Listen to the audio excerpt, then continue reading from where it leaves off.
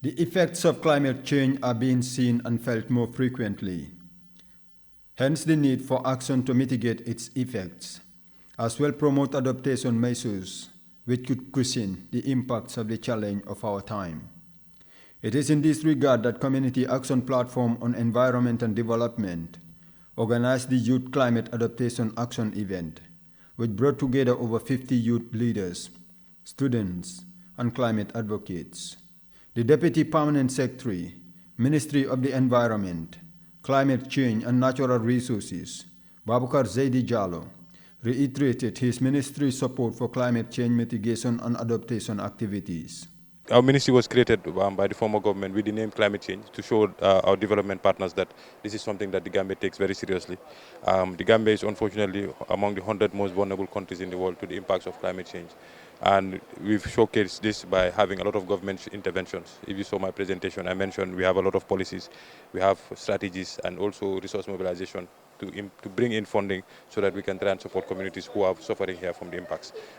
Today's youth will be in the long run take over from the present generation and getting them to take action and adapt to the realities of climate change is a wise investment. Umar Boob is the country coordinator of Community Action Platform on Environment and Development. So far what we are doing today here, there is also, it's like some kind of way that, because if you see here, you are seeing youths, who are coming together from different backgrounds all over the region, coming together and motivate this climate issue. And also today is a youth day on adaptation on climate change. So I think, that is also another way. That's why, we come here today, and we celebrate the occasion together with the youth, with different environmental activists, advocates as well. The platform is said to have planted over 3 million mangrove seedlings to mitigate the impacts of climate change. That perhaps explains why participants engage in interactive sessions that focus on mangrove planting exercises.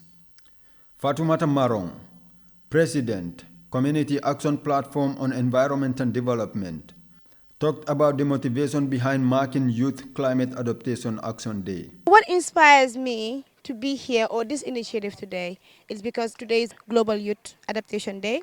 So it's a worldwide program. So it's not only happening in Gambia. So we want to we are like, okay, can we come up with something, not only something, but then the African Youth on Climate Change, like it's a whole movement of African climate activists in there.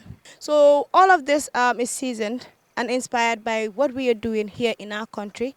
Let's say in organic being circular, using the circular economy at our own best, being recycling bottles, plastic bottles, organic.